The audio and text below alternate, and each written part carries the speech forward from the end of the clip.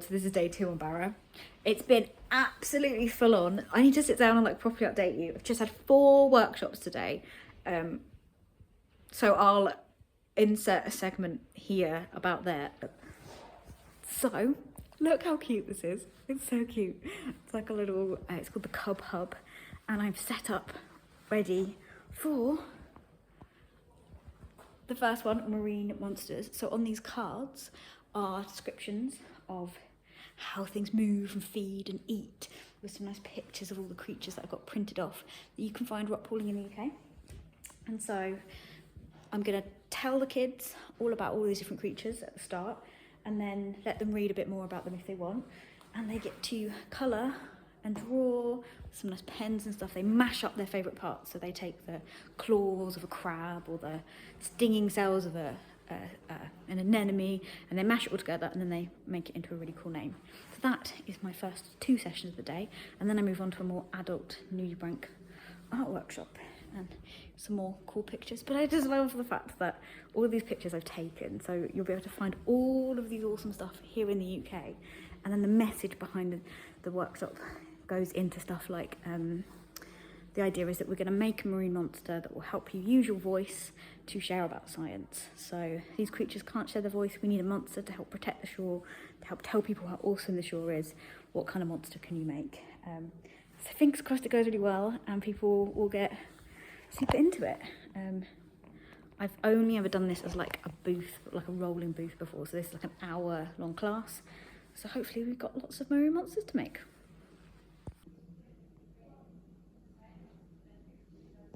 Okay, so we are at just done workshop 3 of 4 today. It's the first time I've ever done, like, I'm gonna go with like, it's like a science art lecture. Lecture in the sense that like, I don't want a lecture to sound like boring, but like I'm talking a lot more. It's like I'm talking through stuff as I paint. So this was, which was quite difficult actually. It's quite interesting to like multitask. Drawing, painting, asking questions, seeing how people are doing the art, all that stuff. But this is what I painted. So I'm standing kind of up here and painting. Look at all the cool kids' books. I'm painting whilst we've got a lovely room full of, on each table are a load of pictures of different sea slugs that you can see in the UK. I should say with the earlier workshop and this workshop, every single picture I've taken and all come from the UK. You can go find it with just a pair of wellies, which is my thing. I've written on the back kind of what each of them are. So I then talk about sea creatures. Shocking, right? This is the end of the day brain.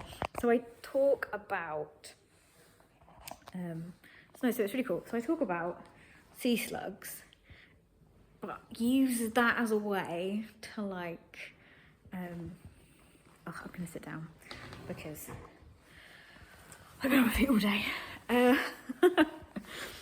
So I talk about sea slugs and as a really good choice to like talk about a weird sea creature, the colourful, kind of captures people's attention if they haven't heard of them before. You can go and find them, but each sea slug really like links up with a different type of species so well. Like they like, you can talk about hydroids and eating them. You can talk about anemones and eating them. You can talk about sponges and eating them, how it fits on the shore. We can talk about texture, how you might find it on like a sponge blending or being bright against some rock, and I can kind of fit that all in with rocky shore ecology and start talking about the awesome rock pooling stuff and going into a rock pool and how they feed with a radula, and I can talk about limpets radula and how exciting that are. So I can fit all of these kind of facts in as I kind of weave this kind of story through. What matters this? Well, that's because things like sea lemons, which is here, they live and eat on sponges, so they like to blend in, because that's going to be really helpful. If they look exactly like their food, they can go and eat and eat and eat and eat and not be disturbed. And also I think the idea of people sitting down and doing science whilst painting and learning stuff, I feed in those themes that creativity as a scientist is really important, and following what you enjoy is really important, and that sea slugs might be a really specific thing that you might think is really specific, but maybe there's something that you love too, maybe a weird fungus that grows on a tree, or a type of bridge, or something that you really like, and there's a place in science to do that. And that also, I had a question today from someone like, what did you do to go to uni to do marine biology? And I also did art as an A-level, and I was kind of talking about the fact that, like, yeah, unis need science, but I've personally found like having that science and that art combined together has been really useful in my career. I found it fun. When you do art, you look at the detail of things, you like really look at something, like really get into the detail of it. And that's really important in science, and how science and art have kind of gone side by side, but maybe that's not typically thought of as kind of two options. So I think it's really handy. And my 2 workshops this morning were like for young kids. So that was lots of energy and lots of like marine monstering and lots of questions, which was amazing. Like I love all of those kids questions that just get chucked at you for whatever it is. And then this is a bit more, it's over 13s. So it's a bit calmer, a bit more people like kind of listening. I can put a bit more detail in. Yeah, so it was different. I've never done the monsters as a workshop. I've done it as like a booth before, where people just keep rolling through all day. And then I've never done an art science lecture that's not like an online nature journaling thing. So I've really enjoyed it so far. I've got one more. You always learn a load of stuff when you do stuff for the first time. So I'm learning like tons about like it's quite good that you get repetitions of stuff. You're like, oh, I can tweak this and make it better next time. Stuff like that. So it's just been really fun. Yeah, I'm gonna get a cup of coffee from the staff room, check out the rest of the festival because there's pretty cool stuff going on. And I mean, it's now 3, my next one's at 6, and I'm done for the day. It's so odd on Barra. There's literally no phone signal, no internet, nothing, unless you're like at home on Wi-Fi. So I'm gonna go explore and fully invest in all the science in the old-fashioned way, because there's no tweeting to be done. What else we got? What else is there to show you quick? Absolute ton of art supplies. We've got felt tip pens, pencils, watercolours, markers, paper. These are all kind of photos from earlier. We've got acrylic paint, paint brushes, loads of different stuff. We've got, this is my watercolour set, art palettes, my little mini easel. So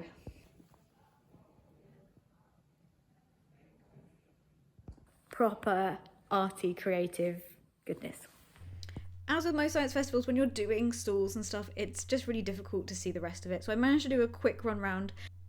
So these are all the awesome people that are there, that all the things that I could have seen, but I really enjoyed checking out, Dynamic Earth brought an inflatable planetarium, and that was awesome. I'd never done a planetarium show before, so it was really cool to do it here. I did not expect my first planetarium show to be on the Isle of Barra. Okay, so this will be then cutting back to the weather.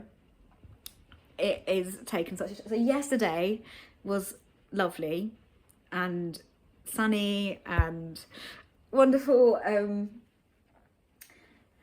this is not that. This is proper Barra Islandy, like full on pelted with rain and wind. You can hear the wind and the rain. I mean, it's amazing. I can't stop watching out of the window. Just went and scouted kind of like the beach. So typically I'm running a rock pooling session tomorrow. So for now, I think we've swapped it to like an inside lecture. And then I will be seeing about rock pooling, which is a shame. But it might be okay, I don't know. The weather is like, it like turns so quickly with it, we'll see. But for the rest of this evening, I'm gonna have some food. I'm gonna crash out, because 4 workshops in one day is amazing. Super loved it. Does not mean there's any brain power left. It's all gone. It's all gone. So nice rest up, ready for brain power tomorrow. I'm watching the weather. I'm gonna get some videos of this weather. It's proper Scottish. So I ended up cancelling the rock pooling in the morning and we swapped it to an art lecture. Like, safety is always like absolute paramount whenever I do field stuff. So we did that, which was really fun. I talked kind of through the postcards. We did like almost like a rock pooling but inside. And then the weather cheered up for the afternoon, so we went rock pooling and I ran a rock pooling session, which was like so fun to do. And then I was doing the rock pooling session with the Island Ranger. Like, how cool is that as a job? And Ben, who was just incredible, and it was really great. We stayed longer so that I could teach him some rock pooling stuff so that he could help, you know, share about rock pooling in the future. So here is some incredible underwater footage of the species we found in like just maybe 30 minutes, max an hour, on this absolutely stunning beach. Started off by seeing this fish lying on the ground. I think this is a stickleback, but it's so much lighter than the sticklebacks that I find like down on the beaches in Dundee. And I'm wondering if it's because it's like a sandy shore, and actually it's like blending in with the sand. It usually blends in with sea oak, which is like this very, very deep yellow, and so it itself is a deep browny yellow. This next seaweed is amazing because it looks cool, but also the name is Dictyota dichotoma. So if you can remember that as a Latin name, you sound super fancy. These like yellow blobs with circles in. This is actually a sea squirt.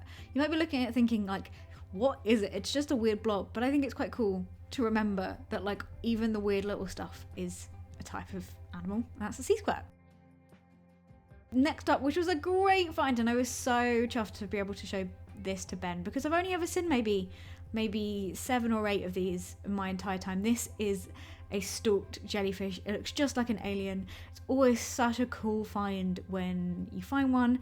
They can be so tiny. This is probably no bigger than a fingernail. They can get a bit bigger than that, but it just looks so cool against that like yellowy dark background. Oh, I love sea life. I mean, it is weird, right?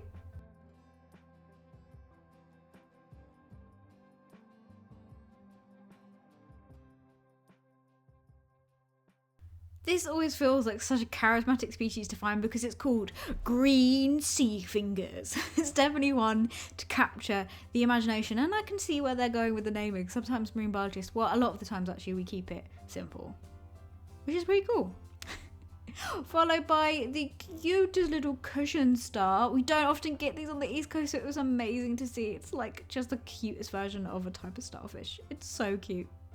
And this was really exciting. This was a different type of anemone. When I saw it with those stripes, I thought, oh, maybe I haven't seen this one before. And I actually looked it up when I got back, and yes, this is a gem anemone, and I don't know if I've videoed this before, so that was great.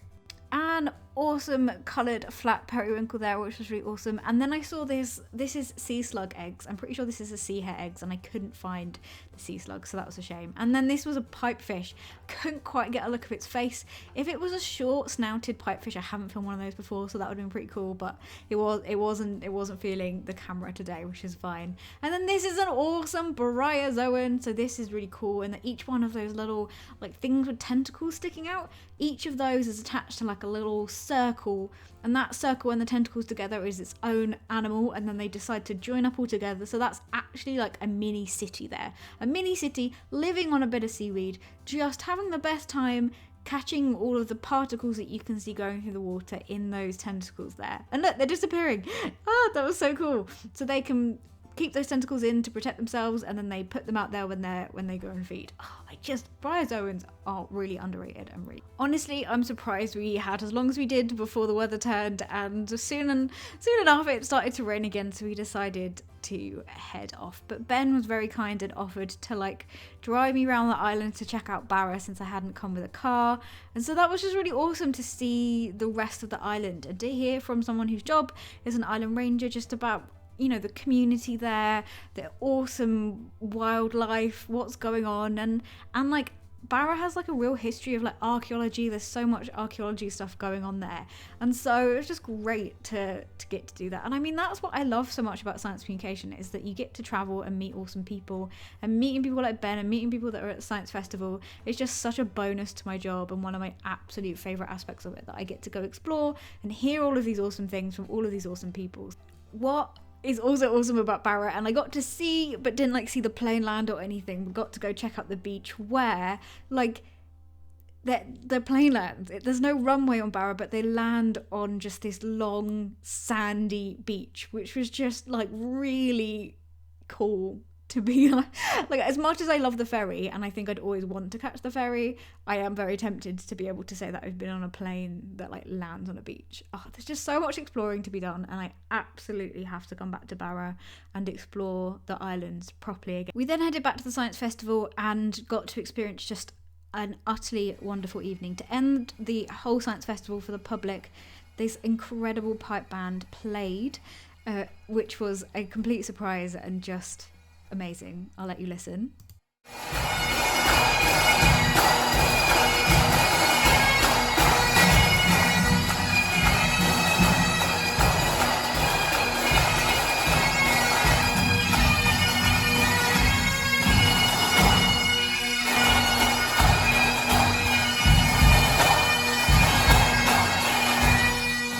And then the incredible organisers of the Science Festival, Monica and Elaine, put on a kind of party for everyone that had helped out with Science Festival and come along, including this incredible band, an awesome Kaylee, and this really beautiful and moving and amazing demonstration of traditional Gaelic songs where they used to like beat the tweed.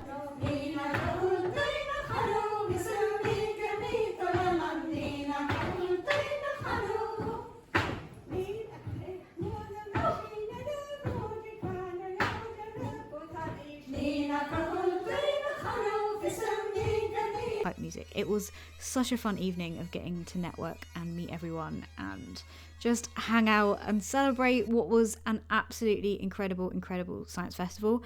I cannot shout out enough Elaine and Monica who organised it all. It was just such a feat of incredible science coming together with the community, and it was not an easy thing to organise. Science festivals are never easy to organise, so hats off to them for just doing an absolutely incredible job that is so important to make sure that these communities which aren't connected to the mainland are getting these opportunities for awesome science festivals, and I couldn't be more grateful to go. And then I headed back and just stared at this sunset for ages. I mean, what an end to a day. It was such a wild and amazing 2 days just of full-on sciencing, getting to meet people, and that is exactly what I want to do with my life. So if you have liked this and thought, oh, this is interesting, I'd like to hire Elizabeth, please reach out. My email is on my website, and I'm always looking to come to science festivals around the world to come and talk about how awesome sea life is and how we can connect to our oceans. And thank you everyone to Patreon for helping support me there. Go check out exclusive content over there and add a little digital creature to the rock pooling wall.